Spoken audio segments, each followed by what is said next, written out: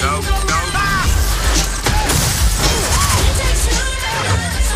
You go low, I'll go high.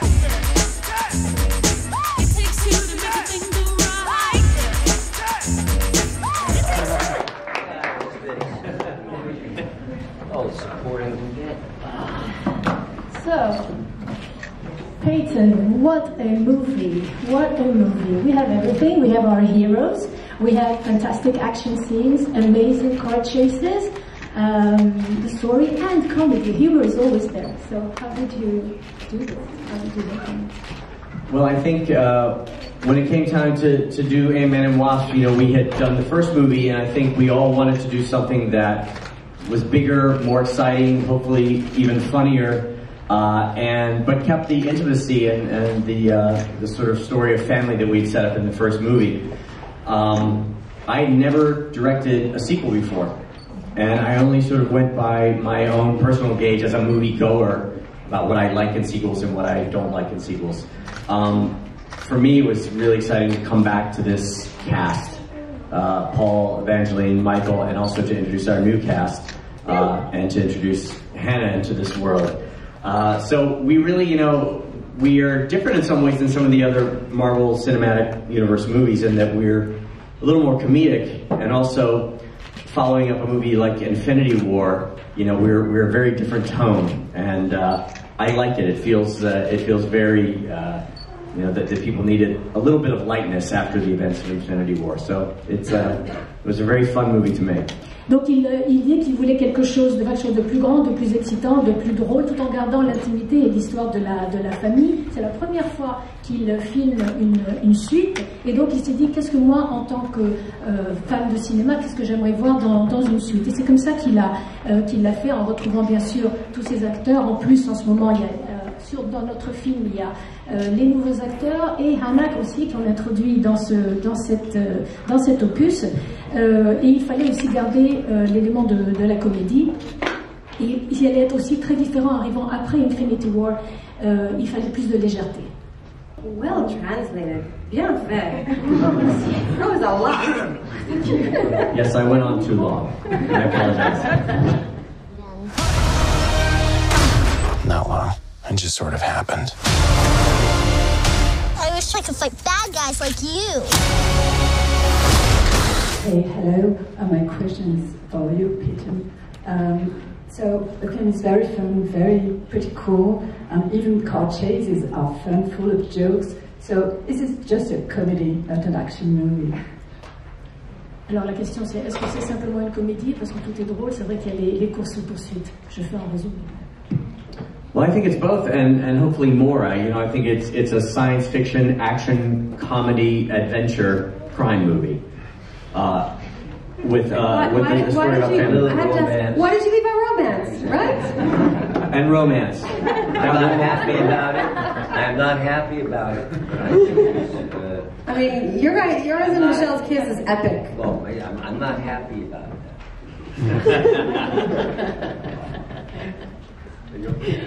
Ah, non, I have it. Voilà, donc c'est vraiment les deux à la fois. C'est un film de science-fiction, c'est de la comédie, c'est de l'aventure. Et Evangeline a dit, et alors, et la romance, pourquoi on a oublié ça? Et aussi Michael, pas seulement moi. Michael n'est pas très content aussi. Ant-Man est, je crois, le premier à ce jour votre plus gros succès au box-office. Donc je voulais savoir ce que ça vous inspire. Et en tant que producteur, quel est le regard que vous portez sur ce nouveau genre, on va dire, qui a envahi Hollywood? So he's saying that Ant-Man is probably your first biggest success at the box office. How do you look at that? And you, as a director, what do you think of this new genre? I love the Marvel world. Yes, this was my first green screen movie. As an actor, you feel very vulnerable. You're in the hands of the director more than ever before, because he is telling you things that do not exist, where they are coming from, and what to do. So, yes, Marvel should be complimented 20 for 20. And we talk a lot about superhero movies, but I think you have to talk specifically about how successful Marvel has been. Alors, il aime beaucoup le monde de Marvel. C'est son premier film avec des écrans verts. Et là, en tant qu'acteur, on se sent très vulnérable parce qu'on est entre les mains du réalisateur qui vous dit exactement ce qu'il faut faire et il vous parle de choses qui n'existent pas, qu'on ne voit pas. Donc 20 sur 20 pour Marvel, mais il faut surtout parler, on parle beaucoup des super-héros, mais il faut parler du grand succès de Marvel. You're always seeing men in action movies, especially in Marvel. So, how much would you be interested into making a female-only Avengers movie? Yes, yes, yes, yes, yes, let's do it. Bon ben voilà, la réponse est claire. En fait, ça fait donc 2 films qu'on utilise une technologie pour rajeunir pour les flashbacks. Et j'aurais voulu savoir en fait ce que ça vous inspire et si, en gros, si vous vous reconnaissez dans cette version rajeunie numériquement. So there's a second film using technology to make you look younger. So what do you recognize yourself when you see yourself? What do you think of that? Yes, I am looking in my library of movies that I've made over the last 50 years to maybe start a regeneration of my old movies. Voilà, je suis en train de regarder toute ma bibliothèque, tous les films que j'ai faits pour me régénérer dans mes films. C'est une question pour Paul. Qu'est-ce que vous aviez de particulier à apporter au scénario qui vous a donné envie de l'écrire? Et est-ce que vous pensez que c'est l'humour, justement? So what did you bring to the scenario and what made you want to co-write this movie? Is it humor?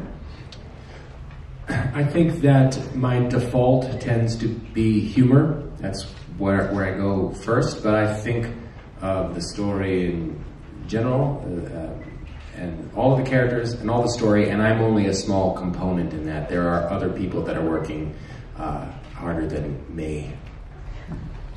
Well, that's very modest. You won't tell us more. That's true.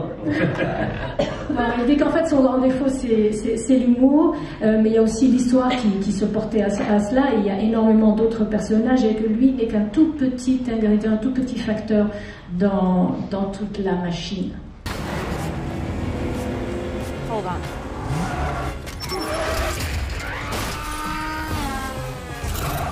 Question pour Michael. Your first superhero movie. When you were a boy yesterday, what were your favorite superheroes? Quels étaient ses super-héros favoris quand il était petit garçon? When I was a boy, there were no superheroes. It was westerns, cowboys, John Wayne, Kirk Douglas.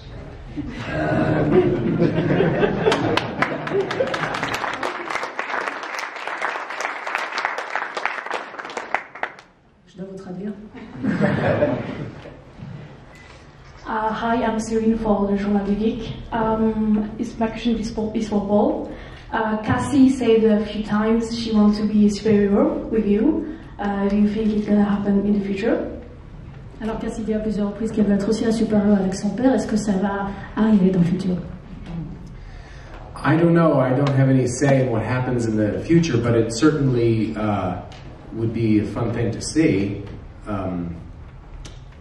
But I don't know. I really can't answer the question. In the comics, she does, doesn't she? Think? Yes. When Cassie grows up in the comics, she becomes a hero, and we plant some little seeds in this movie. Where you see a little bit of her father in her, where she covers for Scott Lang and she goes toe-to-toe with the FBI agent. So that's there. Maybe we're sowing the seeds, who knows? But it would be great. Thank you.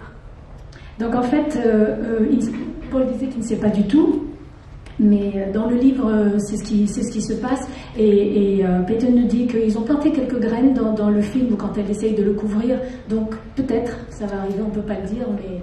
Can I ask Peyton a question? Yes, Michael. Peyton, when you first were going to find out that you're doing Ant-Man, how much research did you actually know the entire history of the Ant-Man comics and all the family stories? Alors il me demande si quand il a été mis sur le premier Ant-Man, est-ce qu'il a fait énormément de recherches, est-ce qu'il connaissait toutes les histoires de Ant-Man et tout l'univers? I will confess to you, Michael, that I did know a great deal. I spent a large portion of my childhood sitting alone reading comic books in my room. And so I did know the basic, I knew all about Hank Pym and Janet Van Dyne, Scott Lang, Hope Van Dyne. I knew sort of all those characters. But it's an ever-expanding comics world, so I didn't know it all, but I did know enough. Donc en fait, il avouait que quand il était enfant, il s'enfermait dans sa chambre et il lisait. Et il a absolument tout lu, il connaissait tous ces personnages, mais bon, comme il y a toujours des évolutions, mais il y avait une bonne base déjà de départ. I have wings. Why would I go low?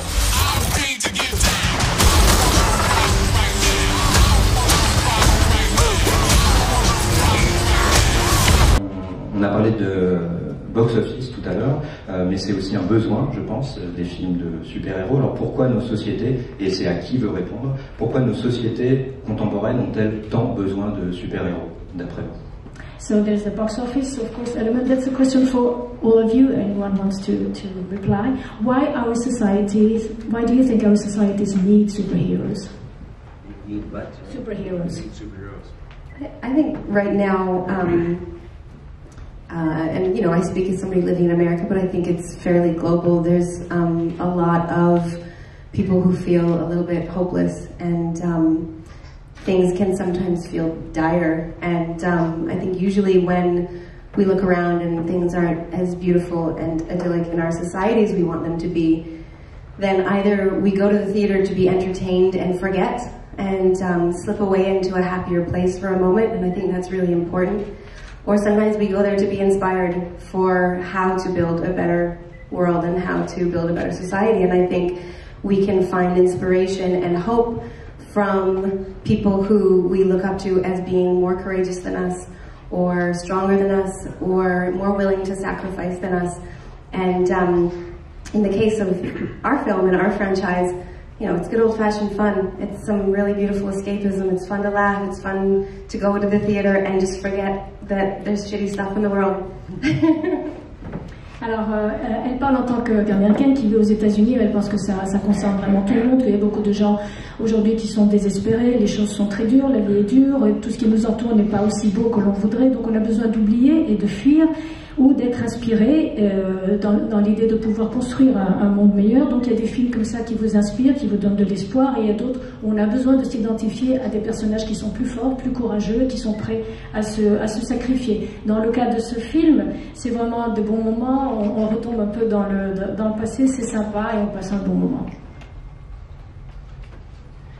Hello, my question is for Peyton Reed. I have a question about the mid-credit scene, so I hope everybody saw the movie yet.